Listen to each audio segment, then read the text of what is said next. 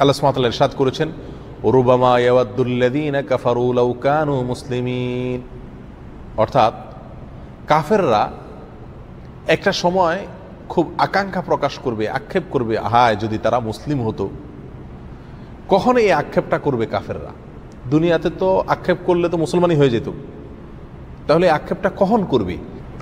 রাইসুল মুফাসসিরিন আব্দুল্লাহ ইবনে আব্বাস রাদিয়াল্লাহু তাআলা আনহু তিনি সহ আরও বেশ অনেক মুফাসসিরদের মতে এখানে উদ্দেশ্য হলো জাহান্নামে নিক্ষেপ করার পর আক্ষেপ করে জাহান্নামীরা এই কথা বলবেন।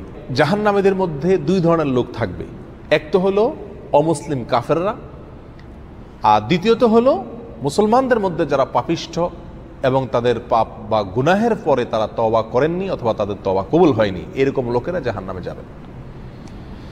তাহলে এই দুই শ্রেণীর লোকেরা যখন জাহান্নামে থাকবে, তখন এই উভয় শ্রেণীর জাহান্নামীদের মধ্যে কনভারসেশন হবে, কথোপকথন হবে।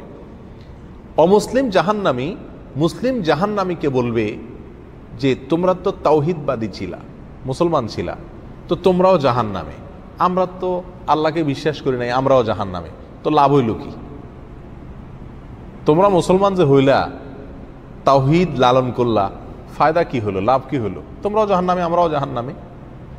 তখন কাফেররা এই কথা বলার পরে আল্লাহ সুবহানাহু ওয়া তাআলার রহমত এবং দয়া উদ্রেক হবে মুসলমানদের প্রতি, আর কাফেরের উক্তির কারণে আল্লাহ সুবহানাহু ওয়া তাআলা রাগান্বিত হবেন যে আমার তাওহীদবাদী বান্দা তাওহীদে বিশ্বাস করত কিন্তু তার ভুলের কারণে সে জাহান্নামে আসছে, এই জন্য তাকে আজ ছোট করছে কাফিরে। তখন আল্লাহ সুবহানাহু ওয়া তাআলা ওই মুসলমানকে, যে ব্যক্তি আগুনে পুড়ছে, জাহান্নামে পুড়ছে, শাস্তি ভোগ করছে, শুধুমাত্র কাফেরের এই উক্তির কারণে আল্লাহ তাআলা তাকে মাফ করে দিবেন। বলবেন যাও, তুমি যেহেতু দুনিয়াতে তাওহীদবাদী ছিলে সেজন্য আজ তোমাকে আমি কি করে দিলাম, ক্ষমা করে দিলাম।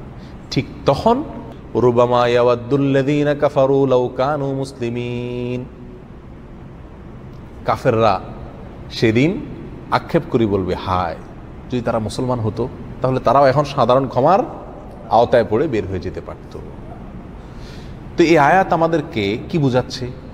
এই আয়াত আমাদেরকে বোঝাচ্ছে যে মুসলিম যদি অন্যায় করে, অপরাধ করে, যার জন্য সে জাহান্নামে যায়, আল্লাহ সুবহানাহু ওয়া তাআলা চাইলে যেই কোনো সময় তাকে কি করবেন, ক্ষমা করে জান্নাতে প্রবেশ করাবেন।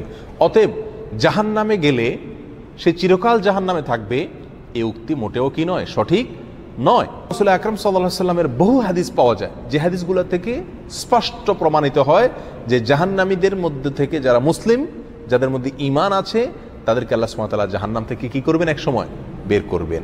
এবং এই বিষয়ে হাদিস ভুরি ভুরি, যে হাদিসকে স্বীকার করে সে কোনোদিন এই আকীদাকে অস্বীকার করতে পারে না যে মুসলমান মুমিন ব্যক্তি জাহান্নামে তার অপরাধের কারণে গেলেও একসময় সে জান্নাতে ঠিকই কি করবে, প্রবেশ করবে।